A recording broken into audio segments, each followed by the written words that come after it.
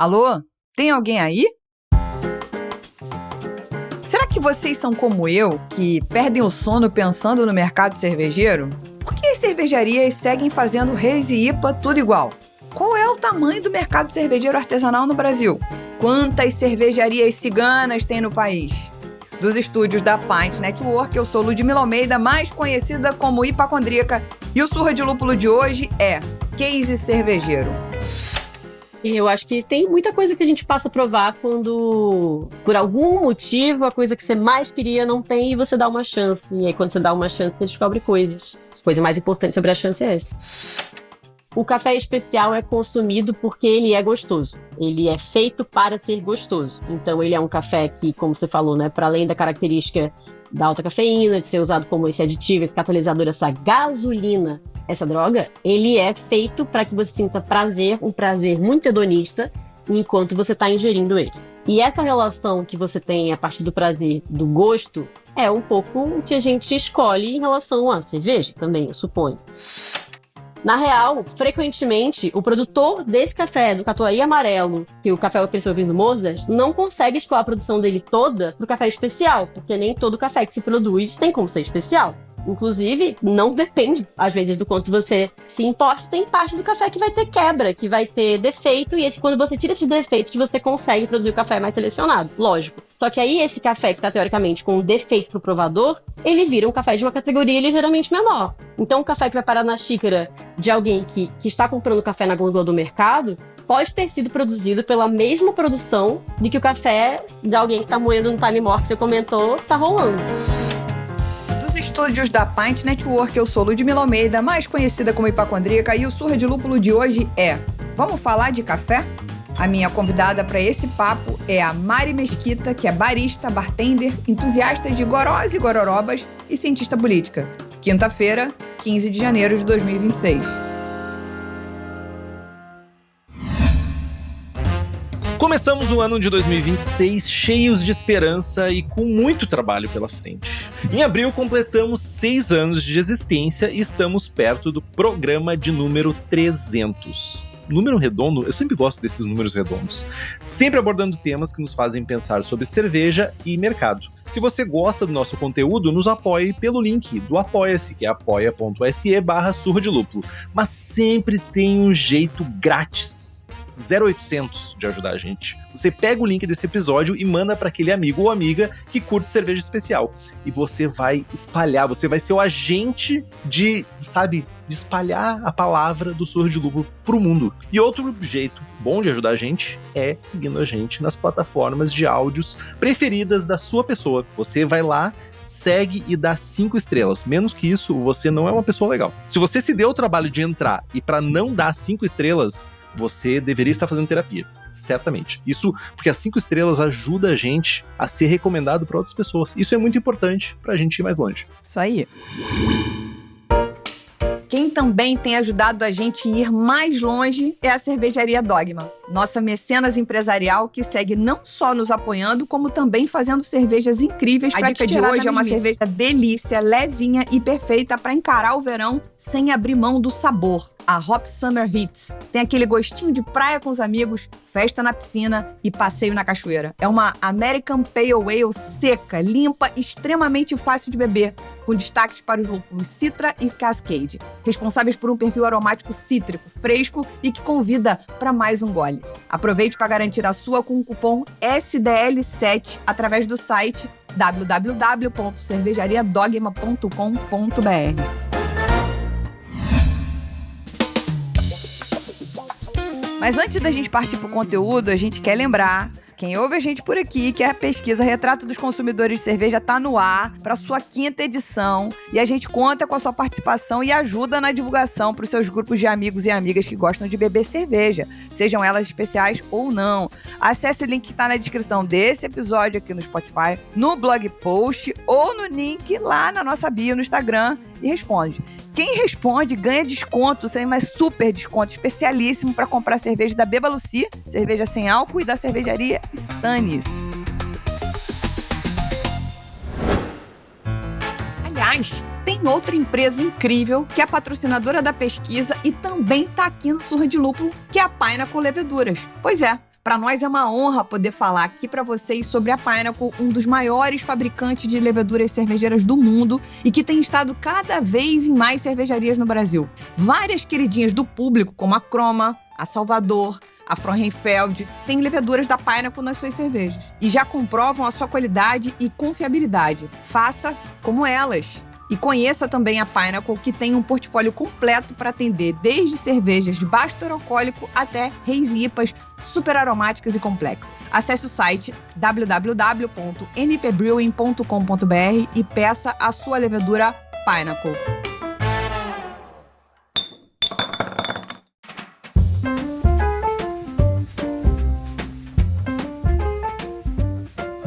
E no segundo episódio do ano, nós não vamos falar de cerveja, mas sim de outro líquido que nos encanta tremendamente, o café.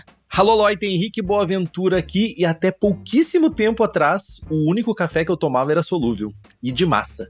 E o papo hoje é com uma das maiores baristas do Brasil, Mariana Mesquita. Mari, dá um alô pra galera aí. Caraca, ainda mandou meu nome de batismo. Meteu Mariana. Caramba! Não, primeiramente, bom dia. Eu pedi o RG dela antes.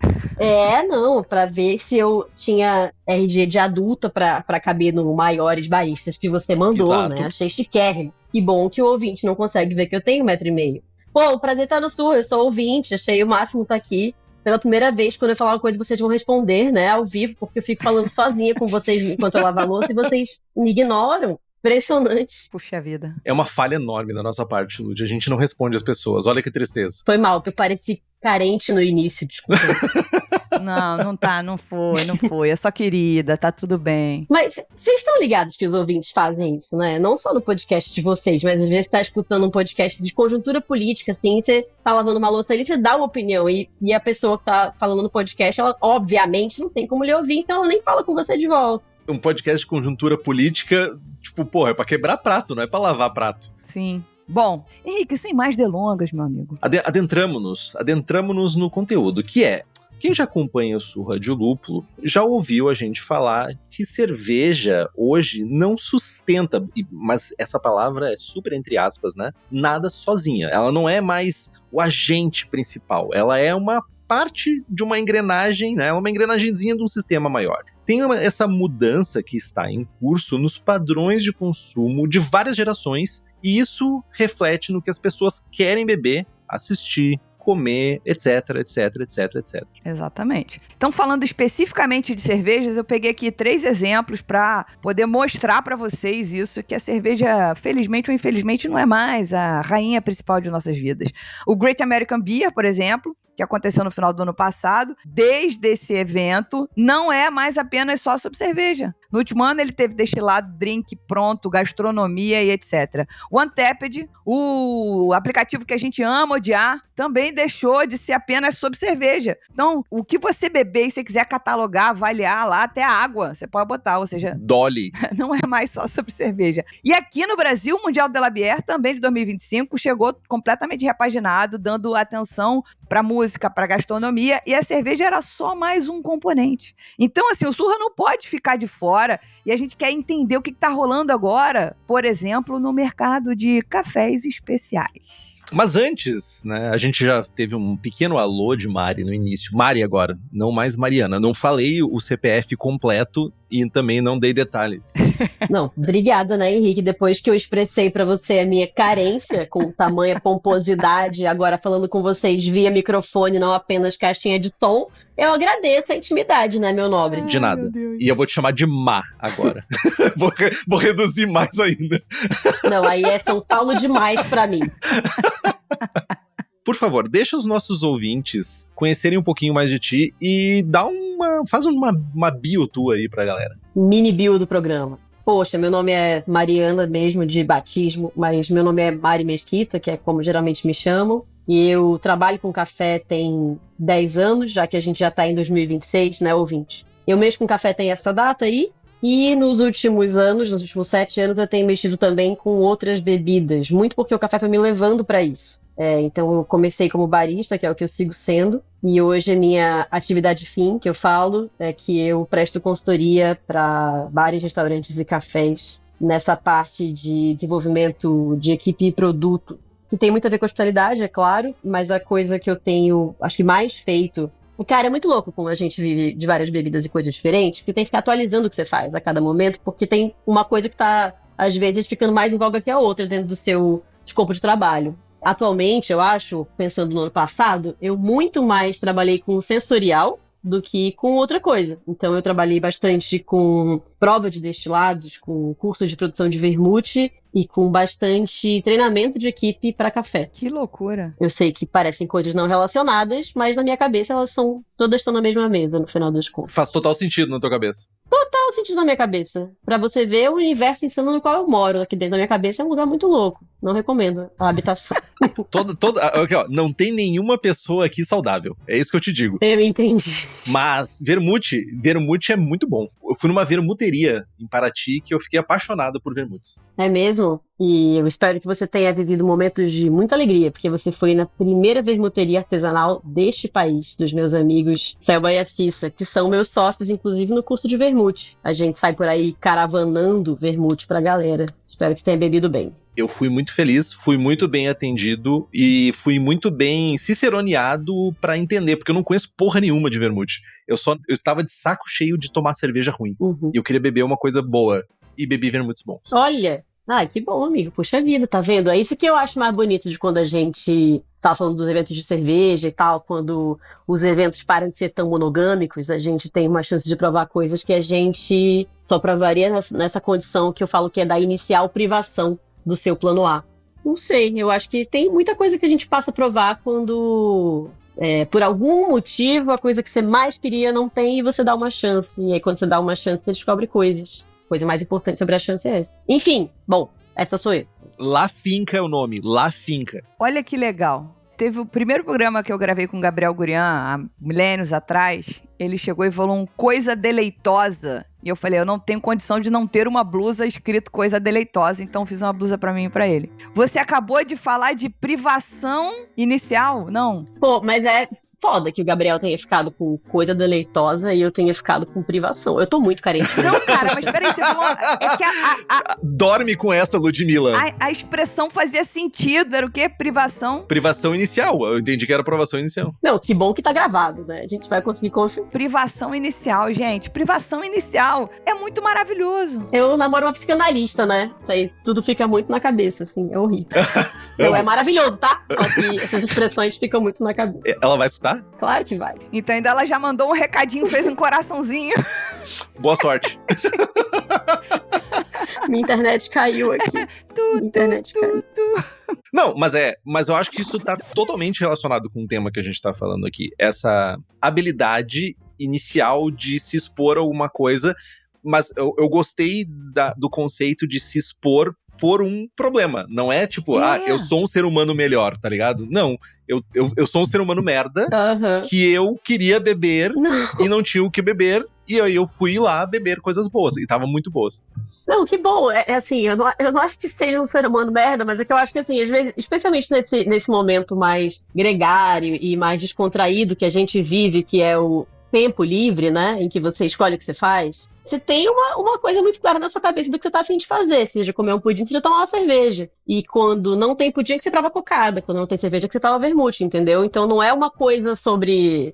tá tudo certo. Achei ótimo. Privação inicial. Cara, mas vamos lá. Vamos largar uma pauta. Joguei a pauta pra cima agora. A gente não vai falar mais sobre café. Fodeu! A gente vai falar sobre... Sobre vermute. Privação inicial. Cara, isso é muito importante. Você falou um negócio sensacional. Tá bom, eu escolho o que eu vou fazer no meu tempo. Aí, naquilo que eu escolhi, não tem. Aí eu tenho a opção de ficar emburrada para Dedéu, que poderia ser uma opção absolutamente viável para a virginiana Control Freak Soul. Eu fiquei emburrado pra caralho. Ok. Então, mas aí você achou um vermute pra chamar de seu. Assim diria Marina Lima. Que salvou seu dia. Um homem pra chamar de seu, mesmo que seja vermute. Mesmo que esse vermute seja eu. O ferroviário é uma das coisas mais deliciosas que eu já tomei. O ferroviário do La Finca. Então, gente, veja só. A privação inicial te obrigou a fazer outra coisa. Tu vai fazer uma camiseta, né? Pô, Lud, tu quer ver eu voltar pra pauta? Então, tu quer ver, tu me desafia? Tu aposta quanto que eu volto pra tua pauta? Tá, tô casando vintão. Olha aqui. Inteirando 20 aí. Somente com essa condição de tempo livre é que o ser humano tem alguma condição de se dedicar àquela coisa que ele tinha como muito trivial, com algum grau de especialização. E é exatamente aí que entra esse grupo no qual eu agora estou, porque eu sou uma apoiadora do Surra de Lúpulo, que é o Surra de Café. E aí eu percebo que tem vários seres humanos ali que, assim como eu, têm se dedicado com um pouco mais do que o tempo que os seres humanos médios geralmente se dedicam ao preparo do café e à conversa sobre ele. E acho que foi isso que nos aproximou a ponto de propor este episódio. Tá vendo? Ela se esforçou. Tá vendo? Ela puxou o assunto. Eu vou te passar meu pix nos bastidores depois. A pauta realmente foi pro espaço, Lud, porque eu tenho pergunta que sai da pauta. Calma. Não, a gente sair da pauta, mas de café ainda. Não, tudo bem, mas deixa eu só contar. Já que ela trouxe o Surra de Café, vamos contextualizar pra quem não é apoiador do Surra. Além da gente ter um grupão lá que fala de cerveja, que conversa sobre todos os temas que chegam no programa, nós fomos instados por alguns dos apoiadores a falar, poxa, por que a gente não tem um grupo pra falar de café? Eu falei, porque vocês não têm um pingo de juízo, eu não posso fazer só isso na minha vida. Mas criei, porque eles falam e eu obedeço, a gente criou o Surra de Café. E aí, menino, quando eu chapei a Mari no grupo, a galera começou, porra, tu só chapou a maior barista do Brasil. Eu falei, eu larguei ela lá no solto. E ela entrou quieta, ela achou que ela ia entrar desapercebida. Eu sou uma moça quieta. Pois é, mas as pessoas estão ansiosas pelas suas palavras de fé lá no grupo, porque vão começar a te perguntar qual é a proporção, qual é o tipo de distração. É a questão do tempo livre, né, filha? É isso. Vem demais. Não, é a minha vida inteira isso, basicamente, né? Eu troquei agora o filtro de papel do meu V60 para que eu tenha porosidade distinta. Epa. Tá maluco? Tem gente que aperta um play e o café tá pronto. Meu amigo Henrique aqui tomava café solúvel a vida inteira. Café solúvel pro qual eu fui convertida recentemente, aliás. Mas porque tem novos santos advogando milagres agora, né? Tem uma torrefação no Brasil que conseguiu fazer um solúvel de extrema qualidade, daí eu fui convertida pra essa religião que é o café solúvel. Aí, ó. Eu tomava do Starbucks, eu tomava de uma lata miserável. Não. Estou falando de tocaia, né, Henrique? Torrefação braba. Tá falando de coisa boa. Braba. Não, e eu tô falando das drogas que eu tomava antes. Eu tô falando do... Tu tomava nesse café, fala a verdade. Não, lógico, todo mundo já tomou nesse café nessa vida. Todo mundo já teve uma família que não tinha o nível de dedicação pra dar um café decente pro filho. Todo mundo. Galera, o que tá tudo bem, aliás, tá? Vamos sempre lembrar. Sim. Henrique, você queria fazer uma pergunta que tem a ver com o café sem chutar tanto a pauta, vai. O café é mais sobre o ritual? Ou é tipo cerveja, tu serve no copo e é um ritual rápido? Cerveja, tu vai lá e serve no copo. Whisky, tu bota gelo e bota aquela porra que é o veneno da desgraça em cima do copo e tá ok. O café, ele tem um ritual maior. Principalmente se tu for fazer ele de uma maneira mais... Eu vou usar o termo correto, mas não é o termo que eu queria usar. Do jeito mais que tu vai extrair as melhores... Do jeito mais dedicado. Dedicado ou vai extrair as melhores qualidades. Certo. Será que não, as pessoas não estão querendo mais rituais, então? As pessoas não querem mais esse processo na sua vida? Eu ouvi isso de um jovem. De um jovem? Uma jovem, na verdade. Dizendo que ela começou a fazer café especial e usar cafés especiais no seu dia a dia como um ritual de mindfulness. Chique. Cara, vamos lembrar todos Física 2 aqui. Eu acho que assim como a luz, o café tem um comportamento muito dual, de partícula-onda. O café, ao mesmo tempo que ele é uma droga psicotrópico poderosíssimo, que faz você ficar acordado e torna a sua interação social um tempo um pouquinho mais saudável, né, um grande doping legalizado, o café também é um ritual e ele também exige esse... é muito bom, né? Porque ele pode não exigir tempo nenhum, ou ele pode significar uma parcela grande do seu dia, do seu pensamento de sim, atenção plena, porque você consegue ir inserindo cada vez mais etapas ao seu preparo. E você consegue ser responsável por cada vez mais etapas da transformação técnica daquele café em uma bebida. Então, se você pegasse assim, o café é uma planta, daí você, né, o produtor tem esse trabalho hercúleo, a produtora tem esse trabalho hercúleo de deixar esse café rendendo frutos saudáveis, aí alguém vai lá e tira desse fruto só a sementinha, seca esse negócio belamente, aí vende para alguém que vai torrar essa situação toda, tornando ele solubilizável, que é uma linda frase que indica o potencial que aquele café tem de se resolver com a água e deixar todo mundo feliz. E aí você tem uma opção lindíssima que é já comprar essa semente torrada triturada, praticamente em pó, que é quando você compra café moído, né? Trocando em miúdos é isso. Ou você pode tomar para si a responsa de moer esse café você mesmo. E aí que entra a turminha cracuda do Surra de Café, que são as pessoas que ficam trocando informação sobre moedor, que é um papo que eu amo. Time more. Amo um moedor. Mas enfim, você pode medir seu próprio café, você pode escolher a mineralidade da sua água, você pode escolher o método de preparo, de qual vai ser o meio filtrante que vai tirar as notas de acidez com o frutado amarelo mais evidente. Você pode ir para o escambau, a milhão com o café. E diferente da nossa grandiosa cerveja, você consegue modular uma receita no conforto do aconchego do seu lar, ao som da sua música favorita. No caso da cerveja, a sua relação de transformação técnica com aquele produto ela é muito curta. Você consegue escolher como servir, apenas, mas já tá pronta, certo? Temperatura. Se você for cervejeiro caseiro, não, né? Ele pode fazer. Não, lógico, mas aí vamos recomendar um outro podcast maravilhoso para essa turma ainda dentro do guarda-chuva aqui do Surra. É o momento do merchan de vocês. Braçagem forte. Braçagem forte. É. Mas então, tem como você produzir a própria cerveja, mas assim, o café, lembrando, a cultura agrícola é importantíssima, né? É uma commodity até. Se você quisesse produzir seu próprio café do zero, é realmente assim, vai mudar de vida. Porque não dá pra ser só no final de semana, não dá pra você comprar um panelão na sua garagem, transformar, não sei o que lá, no fermentador, transformar uma geladeira, não sei o que. Não. Para ter seu café do zero, você precisa ter uma lavoura. Aí a palavra lavoura tem muito a ver com lavor, né? Sim. Ela é um trabalho. Não dá pra ser só um hobby. Sei lá, fui longe.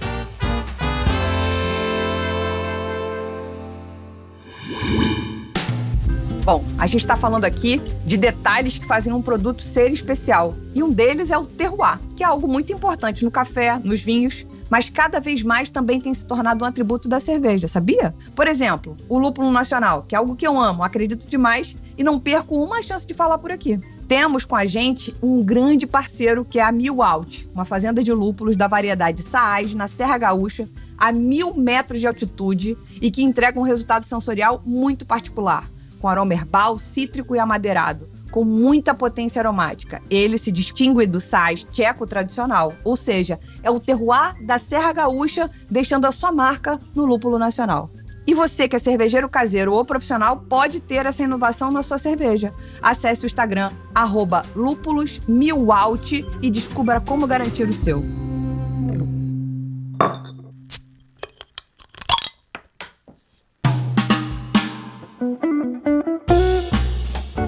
Bom, a gente fez esse pequeno desvio, gente, que era pra gente poder contextualizar a capacidade que a gente tem de sair da pauta, mas a gente vai voltar. Perdão.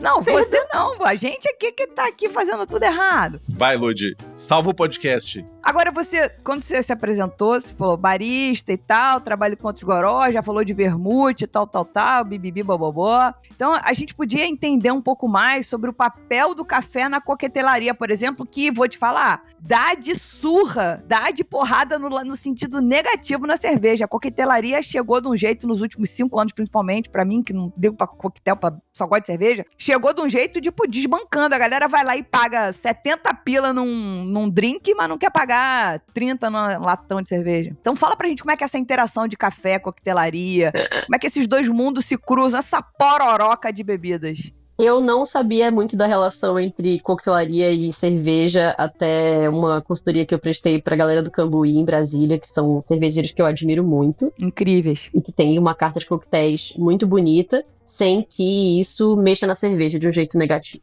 Que eu achei muito legal e foi muito desafiador pra mim. Feito aí esse adendo, salve Cambuí, eu acho que tem sido uma tendência grande que a gente tenha 2 coquetéis nos últimos 2 anos, assim, muito em alta em venda e em, vou usar uma palavra Faria Limer aqui, em awareness.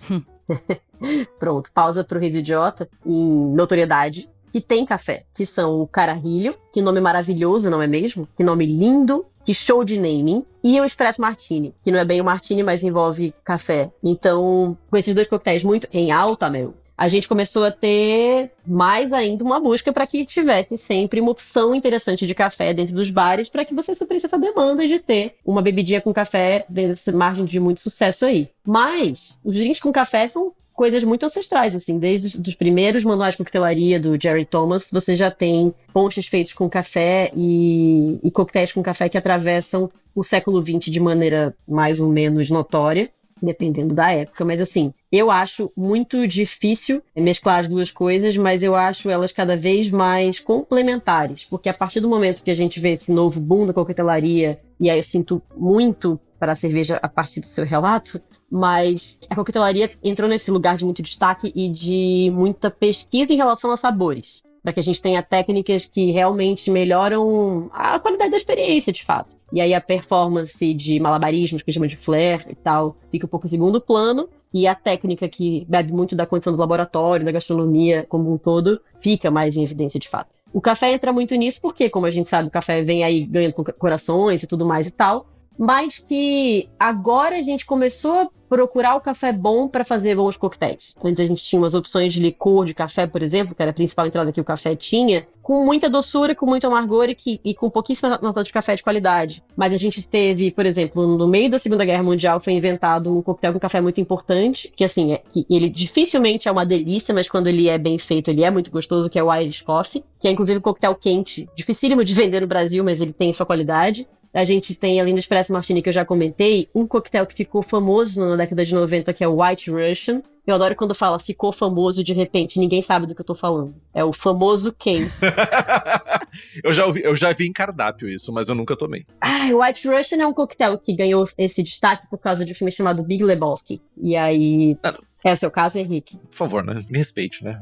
Respeite minhas barbas brancas. Você já ouviu falar desse longa-metragem? Big Lebowski é um dos melhores filmes da história. Pronto. Nesse lindo momento Nerdcast invade o programa. Amei, falamos de cinema. Big Lebowski é genial. Pronto, o Big Lebowski bebe White Russian, que é um coquetel que tem licor de café. E aí, por causa dessa história toda, o White Russian ficou aí em evidência. Mas enfim, hoje o café presta esse papel importante na coquetelaria porque ele é um insumo de muita qualidade. A gente fala de dentro do Brasil, que é um país que tem uma expressão muito grande de produção de café, né? O maior produtor de café do mundo. E a gente vê um boom de coquetelaria junto com um boom de cafeterias de qualidade, tudo meio junto. Essa turminha é amiga. E aí tem isso, né? Dentro do café a gente tem um campeonato anual chamado Coffee and Good Spirits. Eu juro que o nome é esse, não foi eu que inventei. Que significa coquetéis alcoólicos com café. E dentro desse campeonato, você tem que produzir 2 coquetéis autorais que tenham o café como um destaque. E você precisa descrever o porquê que aquele um café específico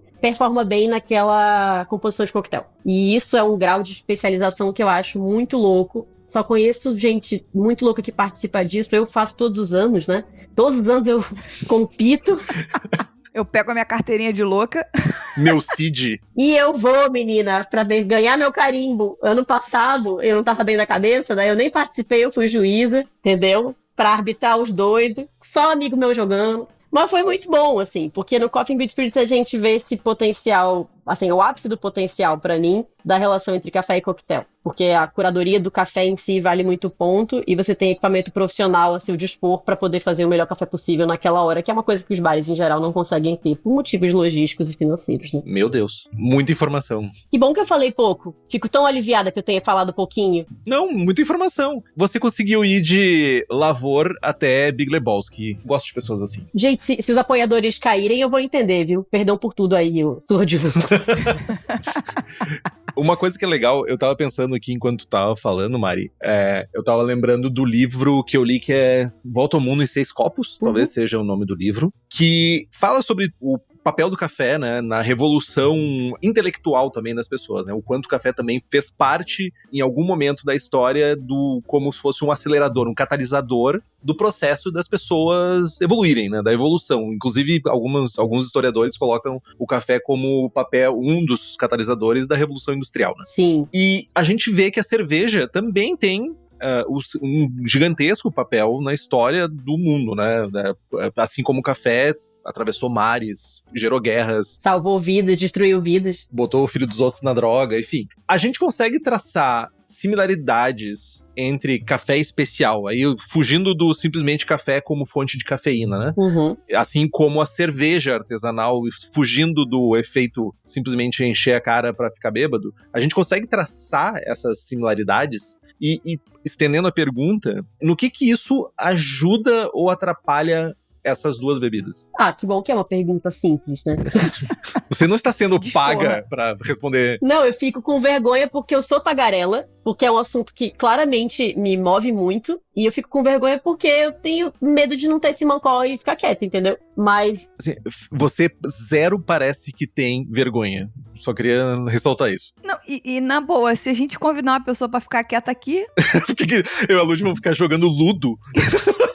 Pô, mas não, de vez em quando tem os ouvintes que vocês recebem que eu acho uma turma tão elegante, tão educada, que eu fico pensando, pô, tomara esse dia, sabe, rolar esse convite aqui e eu, sabe, mostro certa educação. Não aconteceu, né, perdão. Mas eu acho que, pra responder sua pergunta aí, sem mais delongas, como diz o poeta, tem algumas coisinhas que eu consigo pensar de relação possível, de analogia pra tratar entre café e especialidade, né, que eu acho que é uma tradução boa para café especial, e cerveja especial. E eu achei muito bom que vocês usam o termo especial, depois eu até perguntar o que significa especialmente para vocês, mas que são duas coisinhas assim. O café especial, ele custa mais caro, porque ele custa mais caro para produzir, além de tudo. Ele dá mais trabalho para fazer, ele ser gostoso assim. E aí, esse final de explicação já começa um segundo motivo, que eu acho que tem um bom parâmetro aí, que é: o café especial é consumido porque ele é gostoso. Ele é feito para ser gostoso. Então, ele é um café que, como você falou, né, para além da característica da alta cafeína, de ser usado como esse aditivo, esse catalisador, essa gasolina, essa droga, ele é feito para que você sinta prazer, um prazer muito hedonista, enquanto você está ingerindo ele. E essa relação que você tem a partir do prazer, do gosto, é um pouco o que a gente escolhe em relação à cerveja também, eu suponho. Porque, querendo ou não, a cerveja superindustrial, que tem aquele gosto que é a primeira lembrança que muita gente tem com cerveja, e uma cerveja específica, safrada, de uma conjunção de lúpulos específicos, feita para ser saborosa, né? Não apenas para encher o copo que vai encher a cara, esse desvio de função que o café especial passa, que a cerveja especial passa, faz com que a gente tenha, de fato, uma outra relação de consumo, de quantidade, de ocasião para isso. Você tem um café mais celebrativo e você tem um café mais restrito também. Restrito economicamente e restrito enquanto discurso também. A narrativa ao redor dele, ela frequentemente não é convidativa. Eu não tenho achado a narrativa ao redor do café especial convidativa. Eu acharia maravilhoso que a gente comunicasse quanto o café especial é uma delícia e quanto o café especial pode significar uma cadeia produtiva mais justa e, portanto, uma relação de trabalho, de compra e venda mais digna. Adoraria que esses fossem nossos argumentos. E às vezes eles são, porque falar do café especial como se ele fosse uma coisa una, indivisível e opaca é muita levianidade. E por mais que seja uma pessoa boba, não vou cair nessa hoje. O que eu acho que a gente tem mobilizado frequentemente é o lugar da distinção, que é um lugar que frequentemente mais afasta do que aproxima. Então é um convite engraçado que não é venha para essa festa, vai ser muito divertido, vai ter futebol de sabão. Venha para essa festa, isso aqui é um convite exclusivo. Não é todo mundo que recebeu. E aí me dá menos vontade de ir, porque eu fico achando que eu não tenho roupa, entendeu? Não me dá vontade de consumir uma parada porque ela é exclusiva. Eu entendo, e assim, é amplamente documentado por qualquer pessoa que estude tendência de consumo, desde que existe a palavra moda, que tem gente que sim se interessa muito pela exclusão e pela distinção, né? Uhum. Lógico que tem. E beleza, o mercado se manifesta dessa maneira. Eu não sou alguém que acha que tem um juízo moral maior que dos outros, não. Assim, gosto de pensar que não, né? Tem uma sensação pra mim de que se a gente tivesse essa mesma relação de consumo a partir de uma justiça e a partir do entendimento da cadeia produtiva e do porquê que as coisas bem cuidadas têm outro sabor, a gente faria outro tipo de compra na cerveja, no café, na cachaça, a gente faria outro tipo de compra na bancada de vegetais frescos no mercado. Porque a maneira como a gente produz qualquer coisa que dependa do binômio natureza-ser humano, vai ter um gosto diferente dependendo da maneira como aquilo foi produzido. Qualquer coisa. E aí, se o café especial se valer mais disso, pra mim tá jóia. Então, voltando à sua pergunta, depois desse devaneio praticamente marxista inteiro, eu acho que esse discurso em relação ao especial e tal, poderia ser muito gostoso, e tem várias memórias que eu tenho de gente fazendo um trabalho de convite muito bom para que todo mundo faça parte do café especial, consuma café especial, conheça o produtor e saiba distinguir notas sensoriais, porque isso talvez ajude a pessoa a entender o valor que tem aquele café. E eu consigo pensar em várias situações que eu fico pensando, gente, eu não me inscrevi para isso. Uhum. Então, na cerveja eu vejo a mesma coisa. Total. Sim. Tem uma coisa que, antes de passar a palavra pra Lud, a gente recentemente, tu deve ter visto, Mara, a gente fez um censo da cerveja caseira brasileira. Uhum. E teve um comentário que ficou ecoando na minha cabeça, esse comentário que é: a gente precisa abolir a palavra educar o consumidor. Tipo, ninguém gosta de ser educado. Pra mim é o democratizar o café, que eu gostaria de poder abolir. Eu achei muito interessante, talvez faça sentido, né, na cadeia comercial que a gente tem, afastar a pessoa do conhecimento de por que o café custa caro, ou por que alguns produtos custam caro, né? Porque, no fim das contas, quem tem mais conhecimento vai ir atrás, e quem não tem conhecimento vai consumir o outro café. É isso. Não, e eles têm o mesmo preço, né? O café que a gente tá falando que é uma delícia e que tem notas de lixia, não tem o mesmo preço do café que a gente lê que tem sempre gosto de café. Eles não têm o mesmo preço. Então é uma decisão muito baseada no onde você tá comprando e quanto você pode pagar. E é café, né? É uma parada que a galera toma todos os dias. Achei muito bom um café com gosto de café, tipo, não conseguiu nem dar um descritor. Não é isso, é porque gosto de fel. Se você fecha o olhinho e eu te falo, não, cara, eu tomo café tradicional, que é como a gente chama um café que não é o café especial, né? E nem o café gourmet. Eu tomo café tradicional, sempre me oferecem, e eles têm gostos muito distintos entre si. Eu consigo dar os descritores que eu fui treinada nos últimos 10 anos pra sentir, mas ao mesmo tempo eu sei que quando alguém fecha o olho, ou então quando eu te entrego uma balinha de café, tem um gosto que você sabe que você vai sentir. Que pra vocês talvez seja a versão, vamos tomar uma Pilsen. Talvez seja isso. Pilsen na massa. Vamos tomar uma cerveja? Qual que é o gosto de cerveja? Gosto de Pilsen? Talvez seja uma coisa daí dessa. Não sei. Pois é, eu tenho mixed feelings sobre tanto a colocação que o Henrique falou sobre educar o público e o democratizar.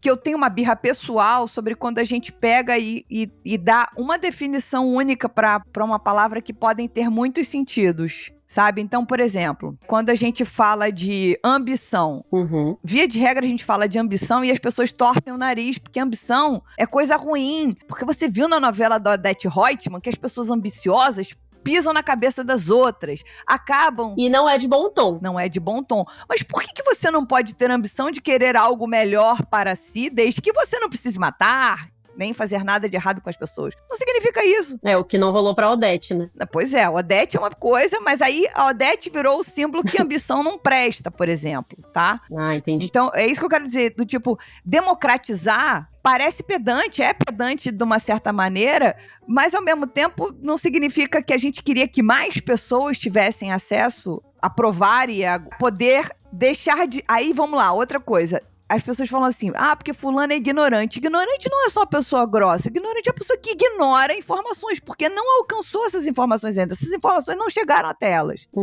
Então, por exemplo, o Henrique pode fazer uma referência mega geek que eu sou absolutamente ignorante. Mas não é porque eu sou burra ou porque eu sou grossa, também. Mas é porque eu ignorei, eu não cheguei nesse lugar ainda. Ou essa informação não chegou pra mim. Então, é que eu fico meio apegada quando a gente fica dando um sentido único pras coisas, entendeu? E eu vejo o valor na educação cervejeira, por exemplo. No trazer o público pra perto e falar assim, vamos lá, se só gosta de tomar essa Bramona aqui, tá tudo bem, tudo certo. Mas, quem sabe, se você provar outra coisa, que tal essa? É tipo introdução alimentar, gente. Eu acho, concordo. Se for uma coisa em relação ao sabor que as coisas têm, e aí a divulgação, por assim dizer, do discurso da coisa, eu acho o máximo. O meu incômodo com a democratização é que, por vezes, isso significa que alguém na cadeia, tipo... Pô, eu evito achar que produtor é santo e romantizar produtores como se todos os produtores de café fossem seres angelicais. Vários deles são, tá? Mas como se eu estivesse super protegendo pessoas que estão em uma simetria informacional muito grande em relação a esse contexto urbano, bebedores de expresso, né? Mas, às vezes, democratizar significa que esse café vai ficar muito mais barato, e esse muito mais barato significa as custas de alguém. É só isso. Não, entendi. Mas eu acho que democratizar o café especial como uma esfera de consumo, acho top. Só que essa democracia talvez passe muito mais por abrir uma imensa planilha de Excel explicando os custos, e aí explicando o que é especulação de mercado, o que é negociação de bolsa, o que é o custo do adubo, que são coisas diferentes. Uma coisa é mercado flutuando, uma outra coisa é custo de produção, né? E o preço do café, e como de qualquer outra coisa, entra nesse binômio aí. Aí, se você está democratizando para explicar a informação, eu acho top, porque você está... Eu coloquei top no meu vocabulário mesmo, não me envergonho mais disso, tanto assim. Eu acho tudo, tá? Eu acho tudo. Se você explica de onde vem e você discute, eu acho muito legal. Acho que democracia passa pela transparência. Agora, se você tá barateando porque de fato tá caro, sem que ninguém consiga entender esse preço de onde ele vem, alguém vai estar provavelmente ganhando menos do que deveria com isso aí. Ah, não, isso total. Não acho que... É só isso.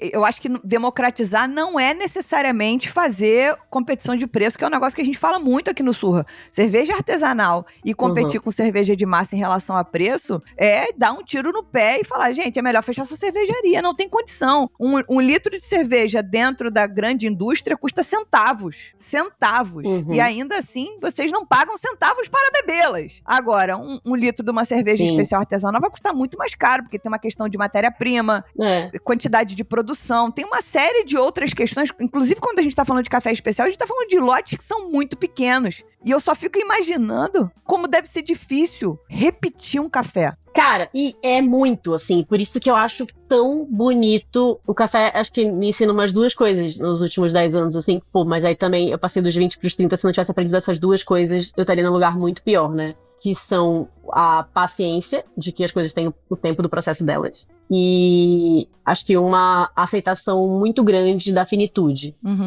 Meio cênica, assim, que a safra vem, às vezes a safra é muito legal. E você vai usufruir daquilo e criar excelentes memórias. E que essas memórias sirvam de inspiração para que isso seja recriado, caso seja possível. Mas pode ser também que isso nunca mais volte. Tem uma relação de terroir e de escola de produção. Então tem produtores que têm o mesmo tipo de secagem sempre, e tem produtores que têm essa coisa de uma relação com o solo que você já reconhece o que é aquela genética de planta com aquele solo, com aquele cuidado. Bebem na xícara, né? Fazem a xícara beber. Que é como a gente fica pensando, o café bebeu tantos pontos, o café bebeu fruta amarela, meio coitado do café, né? Sempre entorpecido.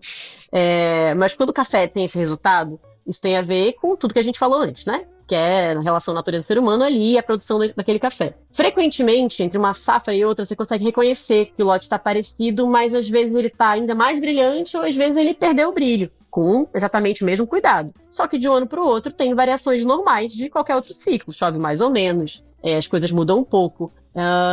Aquele talhão precisa ser renovado, você precisa cortar aquela planta, você precisa colocar novas mudinhas. Muitas coisas acontecem. Então, é muito engraçado pensar que a safra funciona dessa maneira e que, muito diferente do vinho, por exemplo, você não consegue guardar de um para o outro. Porque o café, ele envelhece e ele envelhece mal, sem a condição de poder fazer procedimentinhos na cara. A cachaça eu acho um exemplo até melhor do que o do vinho, porque a destilação mantém a bebida muito mais concisa, consistente e pronta, sem grandes alterações depois, do que o vinho, né, que vai mudando e envelhecendo, né, o vinho de guarda, cerveja de guarda e tal, vai mudando com o tempo. Claro que a cachaça sofre algumas alterações também, mas uma vez que você tem um resultado de safra, e eu comecei a notar as safras nas minhas garrafas de cachaça, uma vez que você tem resultado de safra, aquilo vai sempre te lembrar daquele mesmo jeito, como se fosse uma biblioteca sensorial. Então, se eu tô provando século XVIII, você tem, que é uma cachaçaria, um nome que eu gosto muito, século XVIII de 2018, 19 e 20, eu sei que aquilo ali é século XVIII, porque elas têm um gosto que meio unifica e norteia o que eu tô provando, mas elas vão ter diferenças entre cada lote por causa do que foi produzido durante a safra. No café, se eu provo um lote do Fábio Protásio, que é um produtor que eu adoro, do cereja descascado dele, do Catuai Vermelho, 17, 18 e 19, eu só vou ter meu caderno de anotações quando eu estiver provando 2020, porque aqueles cafés já foram embora e eu nunca mais vou ter eles. Então eu tenho que ter uma memóriazinha resolvida para lidar com isso. E aceitar que, de boa, é a natureza e isso acontece mesmo. Não volta.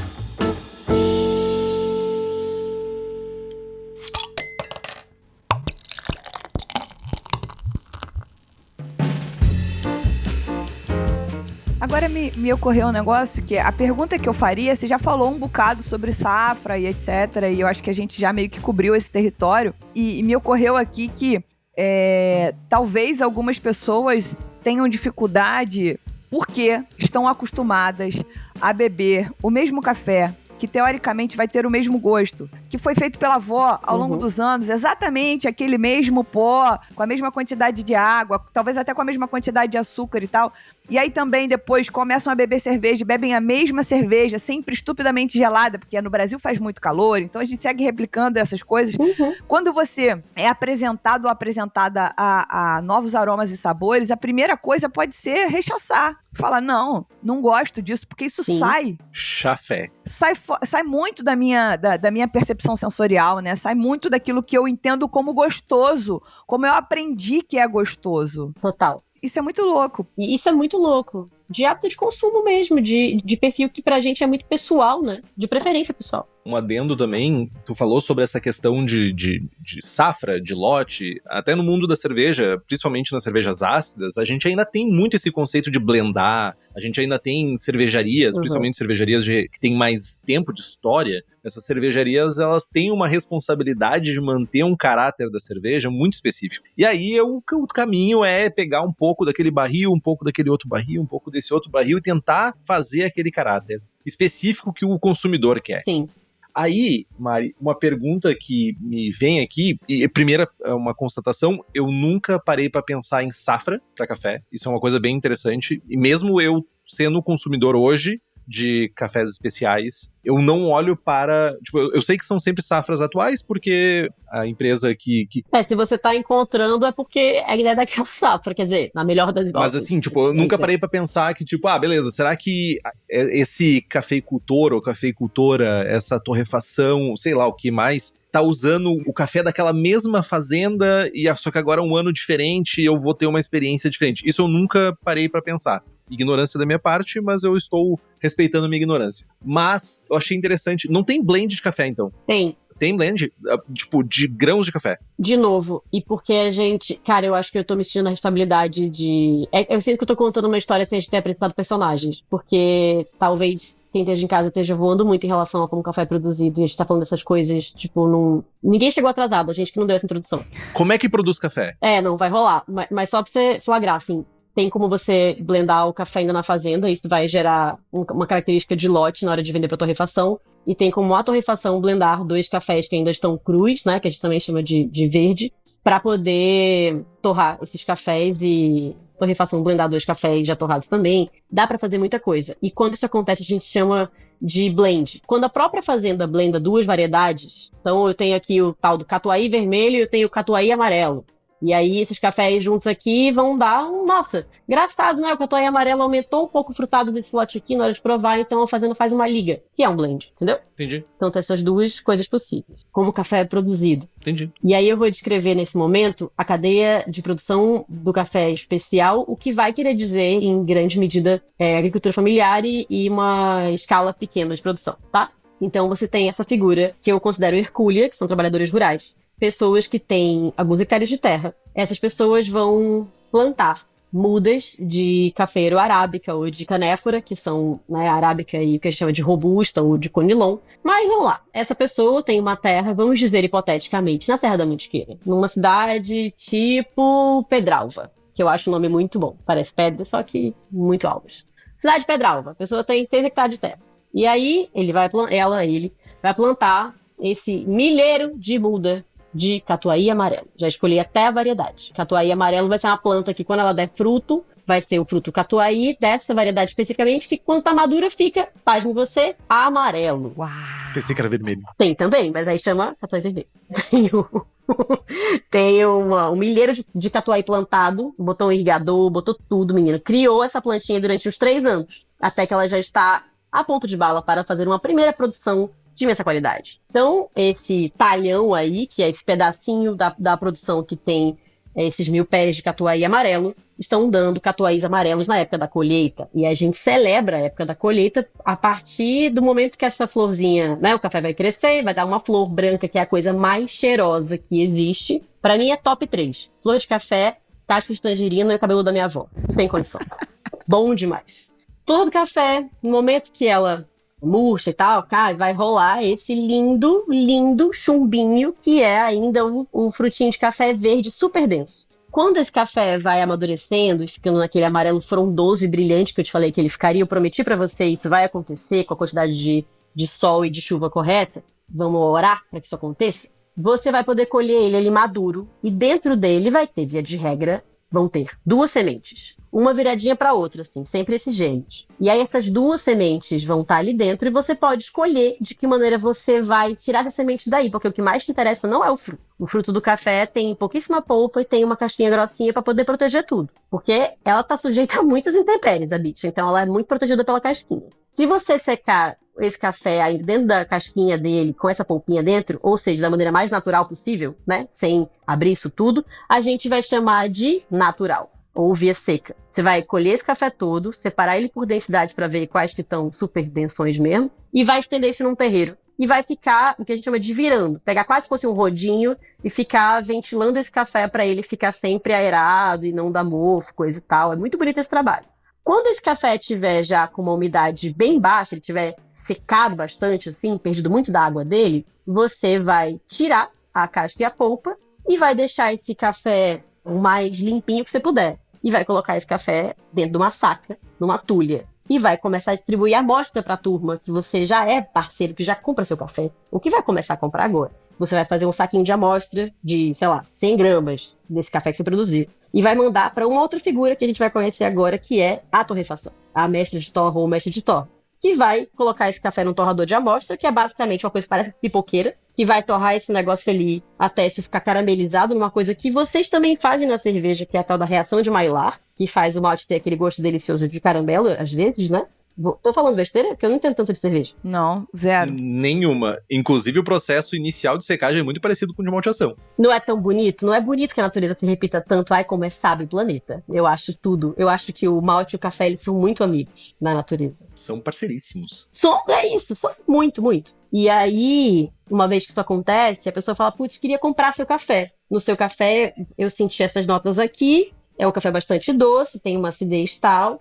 Não sei como que vocês avaliaram ele na fazenda. Geralmente isso já vem no laudo, né? Mas ele vai beber essas características aqui. E você está pedindo quanto nesse café? E isso, lembrando, é uma relação que acontece no café especial, mas não acontece na venda tradicional do café. Porque como ele é uma commodity, ele é negociado na bolsa. Uhum. Entendeu? Então, ele é categorizado ali, catalogado. Aliás, o Brasil é pioneiro no sistema de catalogação e escala de qualidade do café. Mas o café especial, ele é frequentemente negociado no 1 a 1, torrefação e produção. Por isso que essa cadeia se dá dessa maneira tão mais visceral e emotiva, porque a gente conhece as pessoas, entendeu? A gente negocia com elas a partir desse telefonema, desse jeitinho, vai lá, é diferente da bolsa. Mas não a revelia, mas enfim, vamos lá. O mercado é tão convidativo da gente falar sobre, né?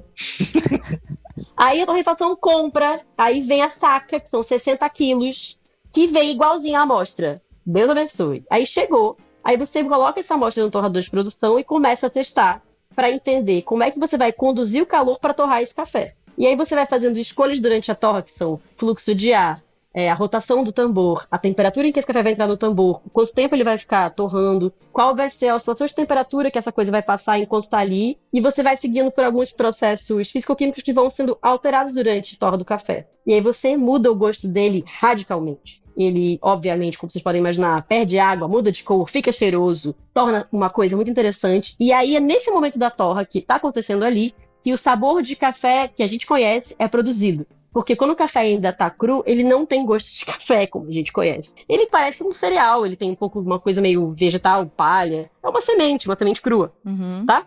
E aí quando você torra, aí ele ganha o que a gente conhece como gosto de café. Aí beleza, torrou, colocou no pacotinho, colocou um lindo adesivo, dizendo, consuma aí dentro de 40 dias, ou um mês, ou 2 meses, o que você conseguir. Aí você vai comprar esse negócio, ou então a cafeteria vai comprar esse negócio, vai moer esse café e vai escolher de que maneira vai conduzir água por essa belezinha. E aí a bebida de café vai estar pronta. Meu chapéu. Cara, que foda! Foda! Só isso que eu tenho pra dizer pra vocês, meus amigos. A gente podia acabar o programa aqui. Foda, foda, foda, foda. Podia terminar, tipo assim, é só isso, sabe? Falar tudo isso e dizer, é só isso. Cara, foda. Foda. Desculpa, a digressão é imensa. E eu tô contente que eu não comecei a falar sobre como baristas trabalham, porque a gente fica tão na responsabilidade de querer fazer o melhor trabalho do mundo, porque a história que eu acabei de contar, ela é muito real. E aí, é foda, porque você pega aquela parada na sua mão e você tem que tirar o melhor do negócio. E se você não tirar, quer dizer que esse trabalho todo foi pro ralo, porque você não conseguiu. Então, assim, o trabalho do terapeuta, ele é constante, entendeu? Porque ser barista é uma responsa. Por isso que ela já casou. Já juntou, já namora uma pessoa que é pra poder dar conta desse monte de coisa. Exatamente. Eu acho que tem segundas intenções. Total. Eu não vou tecer comentários. Não teça. Então, é uma cadeia enorme e, de novo, fazendo essa analogia com a cerveja, a gente tá vendo... É um processo muito... Não vou dizer que semelhante, porque a gente tem tem divergências de processo, mas quando a gente fala de cerveja especial, a gente fala de usar maltes mais especiais ou maltes mais específicos para fazer uma cerveja, buscar lúpulos diferentes. Então, a gente só tem mais ingredientes envolvidos, mas não necessariamente um processo diferente de escolha e um processo diferente, sabe, de selecionar o melhor produto para chegar no resultado que tu quer entregar lá no final, sabe? Eu não tô querendo simplificar demais as coisas, mas aí que mora o segredo, eu acho, de tudo, sabe? O quão especial é um processo totalmente diferenciado, como a Mari mesmo disse. Ao invés de eu estar lidando com um troço que é um grão preto que tá lá na bolsa de valores sendo negociado a preço XY, a responsabilidade, ela é multifatorial, eu diria, sabe? Eu acho também. Desculpa te interromper. Não desculpo, mas tudo bem, hoje vai passar. Eu acho duas coisas do que você estava falando. A primeira é que às esse a gente tem essa sensação de que a maneira como se produz café é totalmente homogênea. E quando eu falo do produtor de café especial, é esse ser humaninho sacerdótico. E aí o café tradicional é feito por alguém que não tem o menor amor à terra e, sabe? Alguém tipo o tio do tio Patinhas, só quer saber de dinheiro. Tio Patinhas é legal. O tio do tio Patinhas não, né? O tio do tio Patinhas é um mercenário, não tá correto? O quê? Tem um personagem desse desenho que é uma pessoa que só quer saber de dinheiro. Uma pessoa não, um pato, perdão. É o tio Patinhas, mas ele tem uma pessoa que tem coração. E a gente poderia discorrer muito sobre o tio Patinhas. Todo o meu ponto sobre o produtor de café. É isso, galera. É isso. A gente sabe que o agro é pop, top, tudo isso, mas eu literalmente trabalho com o agro. Eu faço visitas a produções de café há 10 anos e eu sou completamente obcecado pelo trabalho das pessoas que mexem com a terra. E aí, o que aconteceu pra mim? Eu comecei a realmente colocar um grande filtro de degradê e colocar muito mais nuances e muito mais tons entre falar da produção do que você acabou de descrever agora, que é esse café preto torrado sem personalidade, e o café que eu acabei de descrever, que é o catuai amarelo todo, sabe, que cresce vindo Mozart. Na real, frequentemente, o produtor desse café, do catuai amarelo, que o café cresceu vindo Mozart, não consegue escoar a produção dele toda pro café especial, porque nem todo café que se produz tem como ser especial. Inclusive, não depende, às vezes, do quanto você se importa. Tem parte do café que vai ter quebra, que vai ter defeito, e quando você tira esses defeitos, você consegue produzir o café mais selecionado, lógico. Só que aí, esse café que está, teoricamente, com um defeito para o provador, ele vira um café de uma categoria ligeiramente menor. Então, o café que vai parar na xícara de alguém que está comprando café na gôndola do mercado pode ter sido produzido pela mesma produção de que o café de alguém que está moendo no Time More, que você comentou, está rolando. Esse café pode ter vindo do mesmo solo, só que eles são estratos diferentes da produção, entendeu? Mais selecionados ou menos selecionados. Eu me senti totalmente ignorante agora, mas eu me sinto ao mesmo tempo mais feliz por saber essa informação. Eu não sabia disso. Mas é uma informação ou ela ficou pela metade? Fez sentido? Não, fez total sentido. Eu tô feliz por saber. Eu não sabia disso. Real, não sabia. Eu acho que essa é a beleza. É isso. Às vezes fica uma parada muito sem nuance, assim. Parece que a gente tá falando hoje, tipo, alguém que tá ali financiando atos golpistas e outra pessoa que é assim, ai meu Deus, porque é agrofloresta. Não são esses tipos ideais, frequentemente, que estão na vida real produzindo café, sabe? Tipo, produtores de café são pessoas com realidades completamente diferentes. E assim, nesse país, a quantidade de terra que se tem para produzir café e a ciência de tecnologia de produção de café é uma parada bizarra que faz com que a gente tenha retratos de produções de realidades completamente diferentes coexistindo no mesmo mercado. Totalmente. E isso sem pensar em industrialização, porque o que eu queria te falar antes de ter feito Tio Patinhas acontecer é que o café passa pelos três esferas da economia, né? Ele é uma parte de agricultura, ele é uma parte de indústria e ele é uma parte de terceiro setor muito grande, que são os serviços, que é o que a gente acaba falando mais na parte urbana, contemporânea. Então, eu acho que foi muito legal você ter conseguido trazer essa contextualização geral de como é que funciona uma produção de um café especial, porque você consegue fazer com que as pessoas entendam e tangibilizem essa questão do preço, essa questão do tipo assim, não, é café especial porque tem mais qualidade. Mas peraí, por que tem mais qualidade? Por que é assim? Por que é assado? Inclusive de falar... Que dá mais trabalho. Inclusive de falar que do mesmo solo vai sair esse café super especial e que um rescaldo, uma outra parte desse café não vai ser tão especial assim, porque foi super selecionado e vai para outra parte que precisa ser vendido também para outras finalidades. Então, assim, eu deixo aqui uma pergunta para Mari, pra gente ir se encaminhando para o final do nosso papo. E aí, vamos contar a novidade para os nossos ouvintes ou não vamos contar a novidade para os nossos ouvintes? Eu acho que urge que contemos para os nossos ouvintes. Então, por favor, você conte a novidade para os nossos ouvintes. Nossa, tá bem. Queridos ouvintes do Surra de Lúpulo, veio por meio deste muito humildemente, sabe? Passar aqui com reco-reco, instrumentos de sopro, pernas de pau e um bolso cheio de confetes para convidar você a tornar-se também um ouvinte deste podcast que estará na podosfera na mais breve hora, que nós vamos chamar aqui sob o imenso guarda-chuva dessa podosfera que vos fala, e a gente batizou esse podcast sobre café de Bloco do Catuai. Quando é que ele estreia pra esse mundão de meu Deus? Quando o ouvinte do Surra de Lúpulo estiver vivendo as últimas purpurinas do Carnaval 2026, nós estaremos ali prontos para te receber no seu café da manhã pós-Carnaval com este podcast novo que botaremos no ar e botaremos este bloco do Catuai na rua. Recuperando energia, né? Pós-Carnaval, cafezinho para energizar. Exatamente. Vocês já sabem que tem um encontro marcado com o Mari Mesquita, que vai aqui nos guiar. Eu e Henrique não temos nada a ver com isso, vocês não ouvirão as nossas vozes por aqui. Não? Mari conduzirá isso aqui com maestria, porque habla muito bien. Enfim, então dia 18 de fevereiro, quarta-feira de cinzas. A quarta-feira de cinzas nunca foi tão feliz, meus amigos. Estreia do Bloco Catuai. Quarta de café. A gente promete não colocar cinzas no seu café. Exatamente, vai ser maravilhoso. Henrique, você quer dar algum desfecho, meu amigo? Não, não tem como acabar de uma maneira diferente, né? Agora é só acabar, né? Enfim, então eu queria agradecer demais a Mari, primeiro por ter topado vir aqui e dar uma aula pra gente. Ela explicou a cadeia que ela explicou do café, gente. Pelo amor de Deus. Muito obrigada, Mari. Foi sensacional. Cabeças explodindo. Fiquem tranquilos aí, futuros ouvintes do Bloco do Catuai. Não é por nada não, mas eu prometo que eu vou ser mais ouvinte do que falante. A gente vai ter convidados e convidadas muito mais legais do que eu. Então fiquem tranquilos. Eu pretendo ser apenas o alívio cômico deste podcast. Vai atrás. Eu comecei assim, hoje em dia mudou muito. Não, eu tenho que melhorar muito o meu apelo cômico pra eu conseguir ocupar esse papel que eu quero. Eu sei disso. Vai rolar. Tá tudo bem. Tá tudo bem.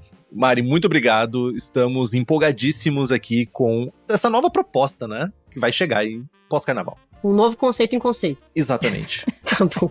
Se você ouviu a gente até aqui, lembre-se de participar conosco nas nossas redes sociais, tanto no Instagram quanto no TikTok. Você procura por Surra de Lúpulo. Tem alguma sugestão de pauta e ou convidados ou convidadas, manda e-mail para contato@surradelupulo.com.br. É isso, meus amigos. Henrique, o que a gente fala? Até semana que vem. Até semana que vem.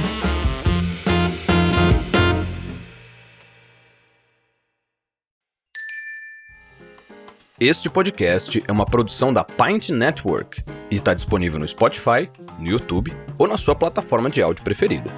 Na nossa equipe, contamos com a colaboração de Henrique Boaventura, Ludmila Almeida e Maurício TK, sócios e apresentadores do podcast. Também fazem parte do time Gabriel Gurian, na apresentação e redação do blog, Rubens Reis, na edição, Hop Your Media, nas redes sociais, e Laís Andrade, no design.